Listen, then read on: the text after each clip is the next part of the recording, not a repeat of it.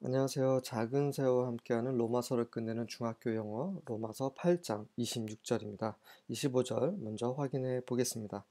But if we hope for what we do not yet see, we wait for it patiently. 하지만 만약에 우리가 아직 보지 못한 눈에 보이지 않는 것을 바란다면, 소망한다면 우리는 그것을 인내함으로 기다려야 할지라. 26절입니다. In the same way, the Spirit helps us in our weakness. We do not know what we ought to pray for, but the Spirit Himself intercedes for us through wordless groans. 마찬가지로 그 영, 하나님의 영이죠. 하나님의 영께서는 우리의 약함 가운데서 도우십니다. 우리가 약하기 때문에 우리를 도우시고 계시죠.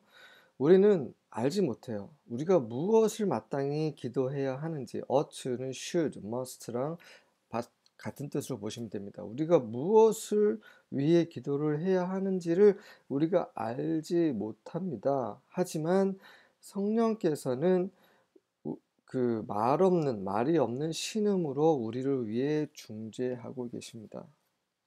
우리는 약해요. 그래서 성령의 도움이 필요한데, 성령께서 어떻게 도우시냐면, 우리가 약하기 때문에 우리가 기도를 해야 되는데 우리 기도를 못하는 거예요.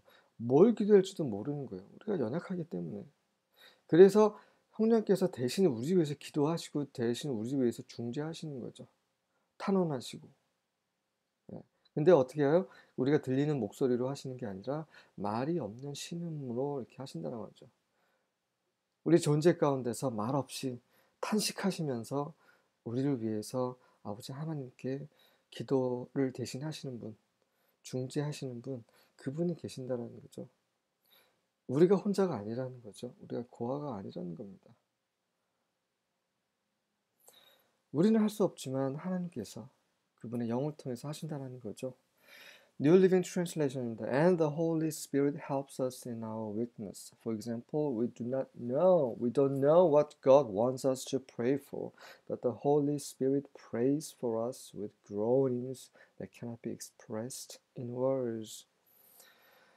그리고 성령께서는 우리의 약함 가운데 우리를 도와주시는데, 예를 들면 우리는 하나님께서 우리에게 무엇을 기도하기를 원하시는지 우리는 알지 못합니다. 하지만 성령께서는 우리를 위해서 기도하시는 거죠. 성령은 하나님의 깊은 것까지 다 알고 계시기 때문에 기도하시는 거죠. 그런데 신음으로, 어떤 신음입니까? 말로 표현될 수 없는 신음으로. 성령께서 이렇게 신음하고 계시다라는 거죠. 우리가 약하고 우리가 잘못된 상황에 있을 때, 그때 성령께서는 기쁘시지 않죠. 탄식하시는 것입니다. 그렇게 탄식하시면서 우리를 위해 중재하시는 보혜사이십니다. English Standard Version입니다. Likewise, the Spirit helps us in our weakness, for we do not know what to pray for as we ought, but the Spirit Himself intercedes for us with groanings too deep for words.